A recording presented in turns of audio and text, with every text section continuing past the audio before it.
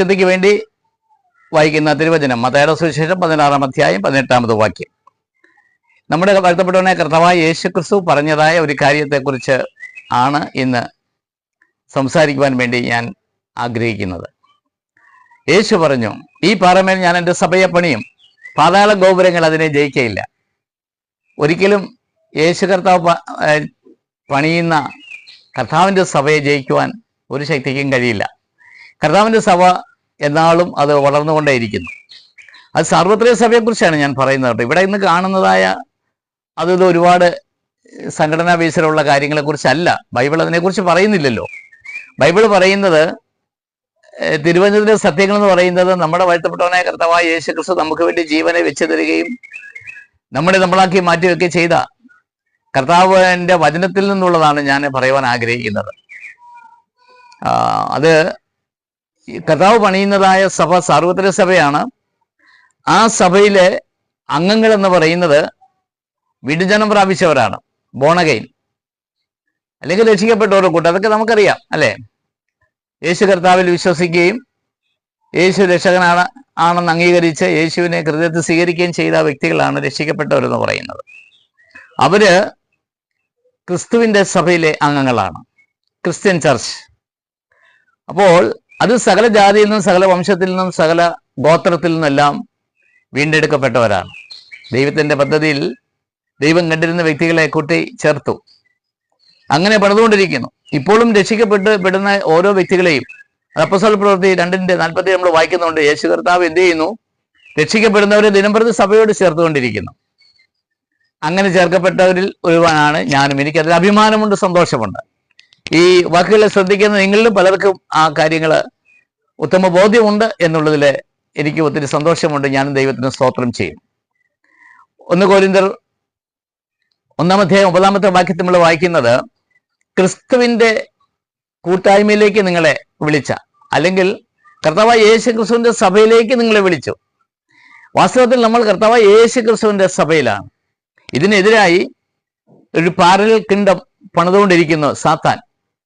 കണ്ടാൽ എന്തൊക്കെയോ അത്ഭുതങ്ങളും അടയാളങ്ങളൊക്കെ ചെയ്യും, അവിടെ അത് വരും ഇത് വരും, അങ്ങനെയാണ് ഇങ്ങനെയാണെന്നൊക്കെ പറഞ്ഞ് ഒരുപാട് പേര് അത് ആ ഒരു സംഘടനാ ബേസിലൊക്കെ നീങ്ങുന്നു. പക്ഷെ എങ്ങും എത്തുന്നില്ല. അത് സത്യമല്ലേ? എങ്ങും എത്തിയിട്ടില്ല.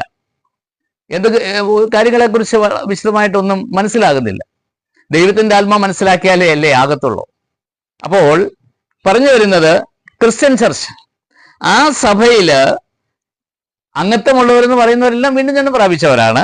അതുപോലെ തന്നെ അവര് 2 കൊരിന്ത്യർ 5:17 പറയുമ്പോൾ, ഒരുവൻ ക്രിസ്തുവിലായാൽ അവൻ പുതിയ സൃഷ്ടിയായിത്തീരുന്നു. ഓക്കെ, അപ്പൊ ക്രിസ്തുവിലാകുന്നവർ മാത്രമേ പുതിയ ജന്മത്തിലേക്ക് വരുന്നവർ ക്രിസ്തുവിലാകുകയാണ്. അവരാണ് പുതിയ നിയമസഭയിൽ. ഞാൻ ഊന്നി പറയാൻ ആഗ്രഹിക്കുന്നത് പുതിയ നിയമസഭ, കർത്താവിൻ്റെ സഭ. ആ സഭയുടെ അവസാന കാലഘട്ടത്തിലേക്കൊക്കെ നാം എത്തിക്കൊണ്ടിരിക്കുന്നു എന്നുള്ളത് പലവിധമായ ദൈവവചന ചിന്തയിലൂടെ പഠനത്തിലൂടെ നാം മനസ്സിലാക്കുന്നു. ലോക സംഭവങ്ങളിലൂടെയൊക്കെ നാം മനസ്സിലാക്കിക്കൊണ്ടിരിക്കുന്നു അല്ലേ? ശരിയാണ്. അപ്പോൾ അങ്ങനെ പുതിയ സൃഷ്ടികളായവര്, അല്ലെങ്കിൽ ഒരു ക്രിസ്തുവിലായാൽ അവൻ പുതിയ അനുഭവത്തിലേക്ക്, പുതിയ ജന്മത്തിലേക്ക് വരികയാണ്. അതാണ് പുതിയ നിയമസഭയിലേക്ക് എത്തുക എന്ന് പറയുന്നത്. അപ്പോൾ ഈ ക്രിസ്തുവിന്റെ കൂട്ടായ്മയിലേക്ക് നാം എത്തിയപ്പോൾ 2 കാര്യങ്ങൾ നമ്മുടെ ജീവിതത്തിൽ ഉണ്ട്. അത് പരിശോധിക്കണം. ഒന്ന്, ക്രിസ്തുവിന്റെ ആത്മാവ് ക്രിസ്തുവിന്റെ സഭയിലുള്ളവരിലുണ്ട് എന്നുള്ളതാണ്. റോമാലേഖനം 8-ാം അധ്യായം 9-ാമത്തെ വാക്യം ഇമ്പോർട്ടൻ്റ് ആണ്. ക്രിസ്തുവിന്റെ ആത്മാവ് ഇല്ലാത്തവൻ അവനുള്ളവനല്ല. അപ്പോൾ ദൈവത്തിന്റെ ആത്മാവ് ഉള്ളിലുള്ള വ്യക്തിയിലുള്ള ആ വ്യക്തികൾ ആർക്കുള്ളതാ? കർത്താവിനുള്ളതാ. അത് കർത്താവിന്റെ സഭയിലുള്ളതാ. അവര് കർത്താവിന്റെ ഉപദേശം ശ്രദ്ധിക്കുവാൻ അവർക്ക് ആഗ്രഹമുണ്ട്. എവിടെയാണ്? 2 യോഹന്നാൻ 9-ാമത്തെ വാക്യത്തിൽ വായിക്കുന്നത്, ക്രിസ്തുവിന്റെ ഉപദേശത്തിൽ നിൽക്കാത്തവൻ ഒരുവനും തനിക്കുള്ളതല്ല. അപ്പോൾ ഇന്ന് നമ്മളെ പരിശോധിക്കുവാനായിട്ട് കഴിയട്ടെ. ഞാൻ ഏത് സഭയിലാണ്? ഞാൻ ക്രിസ്ത്യൻ ചർച്ചിലാണോ?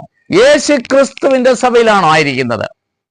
യേശു ക്രിസ്തുവിന്റെ സഭയിലല്ലെങ്കിൽ കൈവിടപ്പെട്ടു പോകും, യാതൊരു സംശയവുമില്ല. ഏതെങ്കിലും സംഘടനകൾ ഒക്കെ എന്ന് പറഞ്ഞാൽ നമ്മൾ പരിശോധിക്കണം. സംഘടന ബേസിലാണെങ്കിൽ പോലും ക്രിസ്തുവിന്റെ സഭയിലാണോ ഞാൻ ആയിരിക്കുന്നത്? ക്രിസ്തുവിന്റെ സഭയിലായിരിക്കുന്നെങ്കിൽ ക്രിസ്തുവിന്റെ ആത്മാവുണ്ട്. ക്രിസ്തുവിന്റെ ഉപദേശത്തിൽ നിൽക്കുന്നു. അങ്ങനെയുള്ളവരാണ് കർത്താവിന്റെ വരവെങ്കിൽ എടുക്കപ്പെടുന്നത്. ഇല്ലെങ്കിൽ ഇവിടെ കൊണ്ട് അവസാനിക്കുന്നു.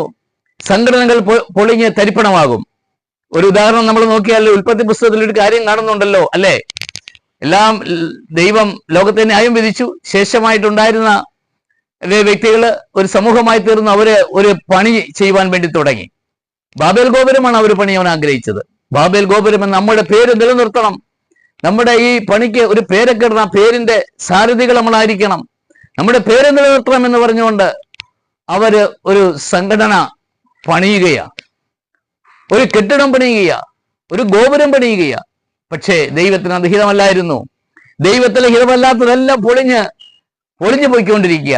എത്രയോ ദയനീയമായ അവസ്ഥയല്ലേ? നോക്കി നിൽക്കുമ്പോൾ കാണുന്നത് കണ്ടാൽ തോന്നും, അയ്യോ ഇതൊക്കെ വലിയ ദൈവികമായിരുന്നില്ല. അല്ല, ദൈവികമായിരുന്നില്ല. ദൈവികമായിരുന്നത് പൊളിയുന്നില്ല. കർത്താവിന്റെ സഭ പൊളിയുന്നില്ല. പാതാള ഗോപുരങ്ങൾ അതിനെ ജയിക്കുകയില്ല. അല്ലാത്തതല്ല അവിടെ പൊളിഞ്ഞ് കർത്താവ് ബാബേൽ ഗോപുരത്തിന്റെ പണിയിൽ പ്രസാദിച്ചില്ല. കർത്താവ് എന്ത് ചെയ്തു? ദൈവം എന്ത് ചെയ്തു? ആ പണിയെ തകർത്ത് കളയുവാൻ ഇടയായി തീർന്നു. എങ്ങനെ തകർത്തു? അവരവരെ കൊണ്ട് തന്നെ അവരവരുടെ ഭാഷ കലക്കി അവിടെ വെച്ചെല്ലാം പൊളിയപ്പെടുന്നു. പ്രിയപ്പെട്ടവരെ, പൊളിയുന്നതിലല്ല നാം നിൽക്കേണ്ടത്, തകരുന്നതിലല്ല നാം നിൽക്കേണ്ടത്. നാം ക്രിസ്തുവാകുന്ന പാറമേൽ ഉറച്ചു നിൽക്കേണ്ടവരാണ്. നമ്മളെ കുറിച്ച് ദൈവത്തിന് ഒരു പദ്ധതിയുണ്ട്. നിങ്ങളെക്കുറിച്ച് എന്നെ ശ്രദ്ധിക്കുന്ന പ്രിയപ്പെട്ടവരെ, കർത്താവിന്റെ സഭയിലെ അംഗങ്ങളെ, ഒരു കാര്യത്തിൽ അഭിമാനത്തോടുകൂടെ ദൈവത്തിന് സ്തോത്രം ചെയ്യാൻ കഴിയട്ടെ. ഞാൻ ക്രിസ്തുവിന്റെ സഭയിലെ അംഗമാണ്. ക്രിസ്തുവിന്റെ ആത്മാവ് എനിക്കുണ്ട്. സത്യത്തിന്റെ ആത്മാവ് എന്നെ വഴി നടത്തുന്നു. ഞാൻ ക്രിസ്തുവിന്റെ ഉപദേശത്തിലാണ് നിൽക്കുന്നത് എന്ന് വിശ്വസിക്കുന്ന, എന്നനുഭവിക്കുന്ന എല്ലാവർക്കുമായി ഞാൻ ദൈവത്തിന് സ്തോത്രം ചെയ്യുന്നു. കർത്താവേ അവരെയും ധാരാളമായി സഹായിക്കുമാറാകട്ടെ. Thank you. Amen, amen.